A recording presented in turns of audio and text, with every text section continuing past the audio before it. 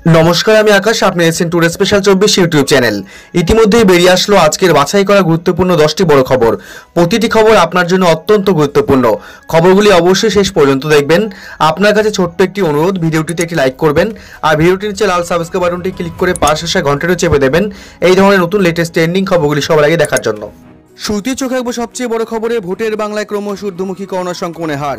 Micro containment জোনের পথে সরকার। ফের বাংলায় বাড়ছে করোনা সংক্রমণের হার। এক ধাক্কায় অনেকটাই বাড়ল সংক্রমণ। বাংলার মধ্যে করোনার হটস্পট হয়ে উঠেছে সেই কলকাতা, আর সেটাই ভাবাচ্ছে ডাক্তারদের। যদিও রাজ্য প্রশাসন সাধারণ মানুষকে ভ্যাকসিন দেওয়ার উপর বিশেষ গুরুত্ব দিচ্ছে, তবে করোনা সংক্রমণ রুখতে সোশ্যাল ডিস্টেন্স মানতে বলছেন ডাক্তারদের একাংশ। গত কয়েকদিন ধরেই করোনা সংক্রমণ বাড়ছে, যা গত কয়েক মাসে রেকর্ড বলে জানাচ্ছেন ডাক্তাররা। চিন্তা বাড়াচ্ছে রাজ্যের 2 জেলায়। করোনার চোখ ক্রমশ লাল হচ্ছে বাংলার 2 জেলায়, যা যথেষ্ট চিন্তার কারণ হয়ে উঠেছে। কলকাতা এবং উত্তর 24 পরগনায় করোনা সংক্রমণ হু হু করে বাড়ছে। গত বুধবার যে রিপোর্ট স্বাস্থ্য দপ্তর দিয়েছে তাতে যথেষ্ট আশঙ্কার কালো মেঘ তৈরি হয়েছে বাংলার আকাশে। এভাবে যদি করোনা সংক্রমণ বাড়তে থাকে তাহলে খুব শীঘ্রই ভয়ঙ্কর আকার নিতে পারে বলে আশঙ্কা করছেন ডাক্তারদের একাংশ।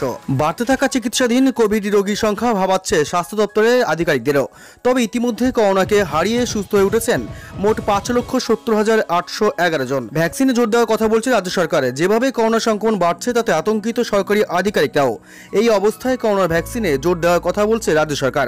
সরকারি হাসপাতালের পাশাপাশি প্রাথমিক স্বাস্থ্য কেন্দ্রেও 45 বছরের ঊর্ধ্বদের ভ্যাকসিন চালু করার কথা ভাবা হচ্ছে বলেও সূত্রের খবর। চিকিৎসকদের একাংশ মনে করছে ভোটের মরশুমে রাজনৈতিক মিটিং মিছিলে মানা হচ্ছে না করোনা বিধি, আর সেই কারণে ক্রমশ বাড়ছে আক্রান্তের সংখ্যা। মাইক্রো কন্টেনমেন্ট জোনের কথা ভাবা হচ্ছে। ভ্যাকসিনে গুরুত্বের পাশাপাশি মাস্ক পরা, স্যানিটাইজার ব্যবহারও জোর দিচ্ছে সরকার।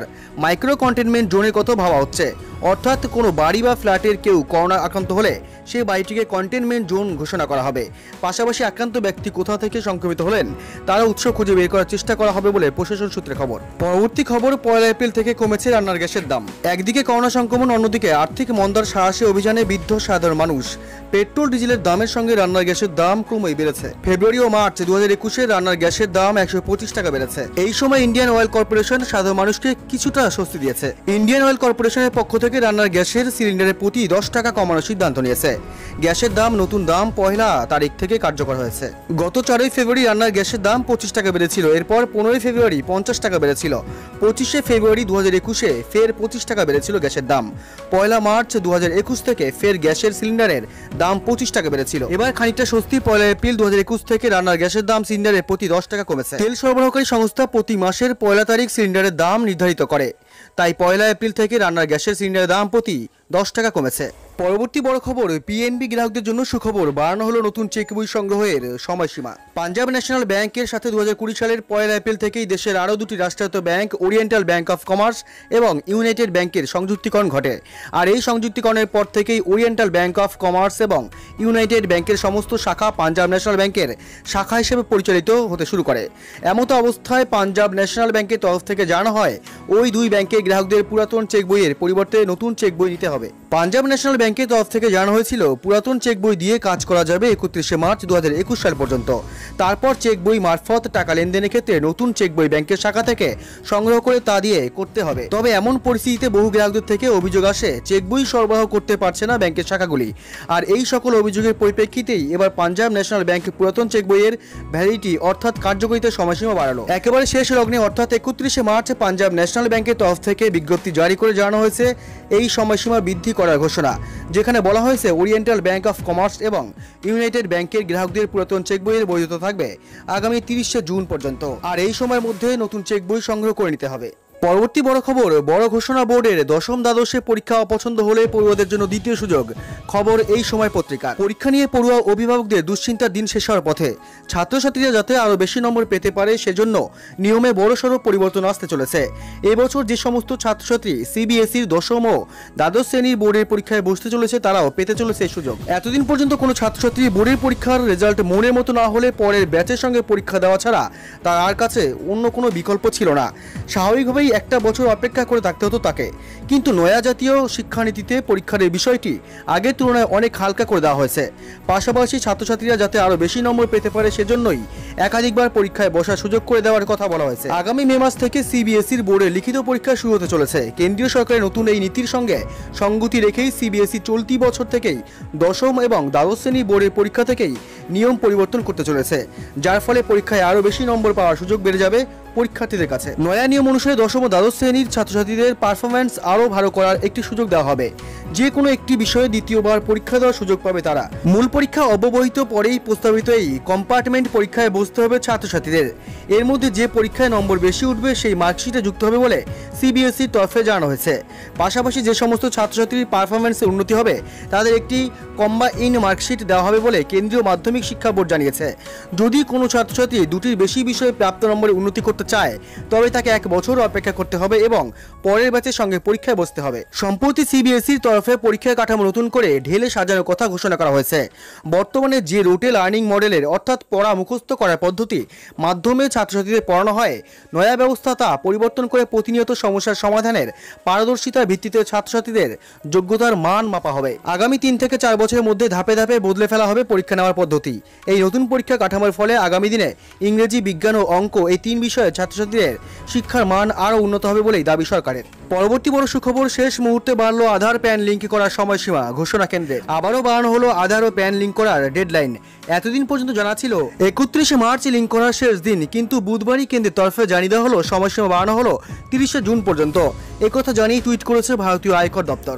নিজেদের টুইটার হ্যান্ডেলে তারা স্পষ্ট করে জানিয়েছেন, প্যান ও আধার লিঙ্ক করার শেষ দিন 31শে মার্চ 2021-এর পরবর্তী বাড়িয়ে 30শে জুন 2021 করা হলো। কোভিড অতিমারির দিকে লক্ষ্য রেখেই এই সংযুক্তিকরণের সময়সীমা বাড়ানোর সিদ্ধান্ত নেওয়া হলো বলে টুইট করা হয়েছে। গত কিছুদিন ধরে অনেকেই অভিযোগ জানাচ্ছিলেন আয়করের ওয়েবসাইটে গিয়ে আধার ও প্যান লিঙ্ক করার ক্ষেত্রে নানা প্রযুক্তিগত সমস্যায় পড়তে হচ্ছে, এর ফলে লিঙ্ক করা যাচ্ছে না। এবার সেই অভিযোগের মাঝেই লিঙ্ক করার ডেডলাইন বাড়ানোর সিদ্ধান্ত নিল কেন্দ্র। এর আগেও অনেকবার আধার প্যান লিঙ্ক করানোর সময়সীমা বর্ধিত করা হয়েছে, তবে মনে করা হচ্ছিল এবার হয়তো তেমন সম্ভাবনা নেই। দেখানো হচ্ছিল জরিমানার ভয়ও। কিছুদিন আগে লোকসভায় অর্থনীতি বিল 2021 পাশ হয়েছিল। সেখানে আয়কর অ্যাক্ট 1961-এর মধ্যে একটি নতুন ধারা 234H যোগ করা হয়। জানা গিয়েছিল সেই ধারা অনুযায়ী নির্ধারিত সময় পেরিয়ে যাওয়ার পরেও আধার ও প্যানের সংযুক্তিকরণ না হলে সর্বোচ্চ 1000 টাকা জরিমানা হতে পারে। তবে শেষ মুহূর্তে বাড়িয়ে দেওয়া হলো সময়সীমা। সংযুক্তিকরণের জন্য আরও 3 মাস সময় হাতে পেল আমজনতা। প্রসঙ্গত, আয়কর আইনের 139A ধারা অনুযায়ী যে সমস্ত ব্যক্তির কাছে 2017 সালের 1 জুলাই প্যান কার্ড ছিল অথবা সেই সময় আধার নম্বর পাওয়ার বৈধতা ছিল তাকে প্যান ও আধার লিঙ্ক করতেই হবে। পরবর্তী বড় খবর, অ্যান্ড্রয়েড ইউজাররা সাবধান। অ্যান্ড্রয়েড ম্যালওয়্যার অ্যাপ্লিকেশন ইনস্টল করলেই চুরি হতে পারে ব্যক্তিগত তথ্য। ফের আবারও একটি ম্যালওয়্যার এসেছে যা অ্যান্ড্রয়েড ব্যবহারকারীদের এর থেকে নিরাপদে থাকা উচিত। বেশ কয়েকটি গণমাধ্যমের প্রতিবেদন অনুসারে অ্যান্ড্রয়েডে নতুন ধরনের ম্যালওয়্যার ব্যবহারকারীরা ডাউনলোড করার জন্য তারা প্রতারিত হচ্ছে। অ্যান্ড্রয়েড বিটা ব্যবহারকারীদের জন্য হোয়াটসঅ্যাপ ইন অ্যাপ সমর্থন উপলব্ধ। এটি কিভাবে কাজ করবে? এই নতুন অ্যান্ড্রয়েড ম্যালওয়্যার নিজেকে সিস্টেম আপডেট হিসেবে প্রকাশ করেছে। আপাতত এই অ্যান্ড্রয়েড ম্যালওয়্যার দ্বারা কতগুলি ডিভাইস প্রভাবিত হয়েছে তার কোনো ধারণা নেই। কিছু অ্যাপ্লিকেশন অ্যান্ড্রয়েড স্মার্টফোনে ক্র্যাশ খাচ্ছে। গুগল একটি সমাধানও প্রকাশ করেছে। নতুন অ্যান্ড্রয়েড ম্যালওয়্যারটি মূল সিস্টেম আপডেটের বিজ্ঞপ্তির সাথে প্রায় অনুরূপ দেখায়, তাই সাবধান হন এবং বিজ্ঞপ্তিটি ডাউনলোড করার আগে সতর্কতার সাথে এটি পুরোপুরি পরীক্ষা করে নিন। এই অ্যান্ড্রয়েড ম্যালওয়্যারটি সুরক্ষা গবেষণা সংস্থা জেমপেরিয়াম প্রথম আবিষ্কার করেছিল। অ্যান্ড্রয়েড আইওএস এর জন্য শীর্ষস্থানীয় 5টি fighting games, Injustice, Gods, among us, real steel এবং আরও অনেক কিছু। বলা হয়ে থাকে যে আপনি যদি আপনার অ্যান্ড্রয়েড স্মার্টফোনে ম্যালওয়্যারটি ইনস্টল করেন তবে এটি আপনার ব্যক্তিগত ডেটা যেমন হোয়াটসঅ্যাপ বার্তা, SMS, টেলিগ্রাম ইনবক্স, ব্রাউজার থেকে বুকমার্ক, গ্যালারি থেকে ফটো ইত্যাদির অ্যাক্সেস করতে সক্ষম হবে। আপনার স্মার্টফোনে এটি ইনস্টল করার আগে সাবধান হন। বিপজ্জনক ম্যালওয়্যার বহনকারী অ্যান্ড্রয়েড অ্যাপটি গুগল প্লে স্টোরে পাওয়া যায় না।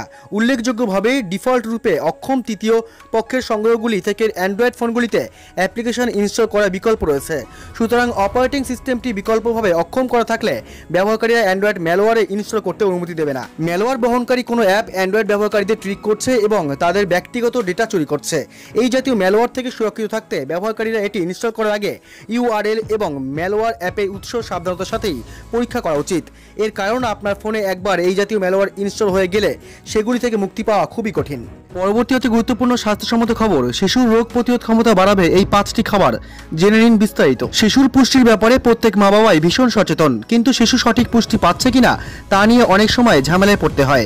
পছন্দের খাবার না হলে শিশুরা অনেক কিছুই খেতে চায় না, বাইরের খাবারের প্রতি তাদের বেশি ঝোঁক থাকে, যা মোটেও স্বাস্থ্যকর নয়। এসব খাবারে শিশুরা স্বাভাবিকভাবেই সম্পূর্ণ পুষ্টি পায় না, উল্টো নানা রকম রোগ তাদের তাড়া করে। তাই শিশুকে এবার খাবার খাওয়ান যেগুলো তার রোগ প্রতিরোধ ক্ষমতা বাড়াতে কাজ করবে এবং একই সঙ্গে পুষ্টি ঘাটতি মেটাবে। শিশুর রোগ প্রতিরোধ ক্ষমতা বাড়াতে 5 খাবারের কথা জানিয়েছে বার্তা সংস্থা ইউএনবি। প্রথমত, প্রোটিন। পুষ্টির ঘাটতি মেটাতে শিশুকে নিয়মিত প্রাণীজ প্রোটিন খাওয়ান। এর মধ্যে থাকা অ্যামাইনো অ্যাসিড শরীরের কোষকে পুষ্ট করে, তাই মাছ, মুরগি, পনির, ডিম, দুধ শিশুকে ঘুরিয়ে ফিরে খাওয়ান। দ্বিতীয়ত, বাদাম। আখরোট ও কাঠবাদাম ওমেগা 3 ফ্যাটি অ্যাসিডে পরিপূর্ণ।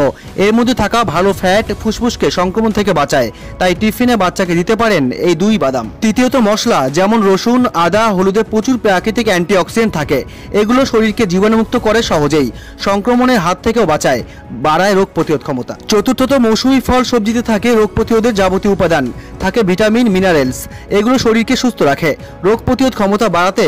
তাই শিশুকে রোজ দিন ভিটামিন এ ও ভিটামিন সি সমৃদ্ধ পেয়ারা, কমলা, পেঁপে, বেরি, কুমড়ো, পেঁয়াজ, সবুজ পাতাওয়ালা সবজি। পঞ্চমত, টক দই। রোগ প্রতিরোধে টক দই দারুণ উপকারী, এর মধ্যে থাকা ফাঙ্গাসরোধী উপাদান সর্দি, কাশি, জ্বরের মতো সংক্রমণ থেকে বাঁচায়, হজমের সমস্যা দূর করে। এর মধ্যে থাকা ভিটামিন সি হাড়, দাঁত মজবুত করে। পরবর্তী বড় সুখবর, স্কুল শিক্ষকদের জন্য সুখবর শোনালো হাইকোর্ট, পদোন্নতির রায়। সরকারি সাহায্যপ্রাপ্ত স্কুলের শিক্ষকদের জন্য সুখবর শোনালো কলকাতা হাইকোর্ট। রাজ্যের সরকারি স্কুলের শিক্ষক শিক্ষিকাদের মতোই এবার সরকার পোষিত স্কুলের শিক্ষক শিক্ষিকাদেরও 8, 16 ও 25 বছর অন্তর গ্রেড পে বৃদ্ধির নির্দেশ দিল আদালত। এই রায়ে আশাবাদী সরকারি সাহায্যপ্রাপ্ত স্কুলের পিজি ও অনার্স শিক্ষকরা। সরকারি স্কুলগুলিতে শিক্ষক শিক্ষিকাদের পদোন্নতির সুযোগ থাকলেও সরকারি পোষিত স্কুলের শিক্ষক শিক্ষিকারা এই সুযোগ থেকে বঞ্চিত হন। পশ্চিমবঙ্গের সরকারি কর্মচারীরা তাদের চাকরির 8, 16 ও 25 বছর সম্পন্ন হলে একটি করে অতিরিক্ত ইনক্রিমেন্ট সহ পরবর্তী উচ্চতর স্কেলে উন্নীত হন। এই সুবিধাকে ক্যারিয়ার অ্যাডভান্সমেন্ট স্কিম বা সংক্ষেপে ক্যাশ বলে। সরকারি স্কুলের শিক্ষক শিক্ষিকাদের ক্যাশের সুবিধা রয়েছে। তার ফলে সরকারি স্কুলের শিক্ষকদের গ্রেড পে 8 বছর পর বেড়ে হয় 5,400 টাকা, 16 বছর পর তা বেড়ে হয় 6,600 টাকা এবং 25 বছর পর বেড়ে হয় 7,600 টাকা। যেখানে সরকার পোষিত স্কুলগুলিতে পিজি শিক্ষকদের গ্রেড পে এর কোনো পরিবর্তন হয় না, তাদের গ্রেড পে 4,800 টাকাতেই থেমে যায়। তবে পাস গ্রাজুয়েট শিক্ষকদের 18 বছর চাকরি অতিক্রম করলে গ্রেড পে 4,100 টাকা থেকে বেড়ে 4,400 টাকা হয়। পিজি শিক্ষকদের একটুও বাড়ে না। সরকারি স্কুলের ও সরকারের ঘোষিত স্কুলের 2 জন পিজি শিক্ষকের মাসিক বেতনের মধ্যে 15,000 টাকার তফাৎ থাকতে পারে। এই বৈষম্যতার বিরুদ্ধে আদালতে মামলা করেছিল all post graduate teachers welfare association. সোমবার এই মামলার রায় দিল কলকাতা হাইকোর্টের বিচারপতি শেখর বি সরাফ। সরকারি পোষিত স্কুলগুলি শিক্ষকদের চাকরির 8, 16 ও 25 বছর অতিক্রম করলে তাদের প্রাপ্য ক্যাশ দেওয়ার পক্ষে নির্দেশ দিল আদালত। শিক্ষা দপ্তরের প্রধান সচিবকে মামলাকারীদের বিষয়টি বিবেচনা করে 12 সপ্তাহের মধ্যে যুক্তিপূর্ণ বিজ্ঞপ্তি প্রকাশের নির্দেশ দেওয়া হয়েছে। All post graduate teachers welfare অ্যাসোসিয়েশনের সভাপতি রথিন সাই জানিয়েছেন, কোর্টের রায় বিবেচনা করে স্কুল মাদ্রাসা শিক্ষকদের জন্য ক্যাশ প্রদানের বিষয়ে দ্রুত নির্দেশিকা জারি করুক সরকার। এই রায়ের পর রাজ্যের হাজার হাজার শিক্ষকদের এতদিনের বঞ্চনার অবসান ঘটবে। পরবর্তী বড় খবর, ডার্ক ওয়েবে 35 লক্ষ ব্যবহারকারী তথ্য ফাঁস, কাঠগড়ায় ডিজিটাল অর্থ লেনদেন অ্যাপ মোবিকুইক। তথ্য ফাঁসের অভিযোগে কাঠগড়ায় ডিজিটাল অর্থ লেনদেনের অ্যাপ মোবিকুইক 35 লক্ষ ব্যবহারকারী তথ্য ফাঁস হয়েছে বলে খবর। ব্যবহারকারীদের ঠিকানা, ফোন নম্বর, আধার কার্ডের তথ্য, কেওয়াইসির 8.2 টেরাবাইট তথ্য ফাঁস হয়েছে ডার্ক ওয়েবে। ডার্ক ওয়েবে ব্যবহারকারী তথ্য বিক্রি করছে মোবিকুইক, এমনই অভিযোগ ওঠে সংস্থার বিরুদ্ধে, যদিও সংস্থার বিষয়ে কোনো স্বীকারোক্তি করেনি। গত ফেব্রুয়ারিতে সাইবার সুরক্ষা বিশেষজ্ঞ রাজশেখর রাজহারিয়া সংস্থার বিরুদ্ধে এই গুরুতর অভিযোগ আনেন।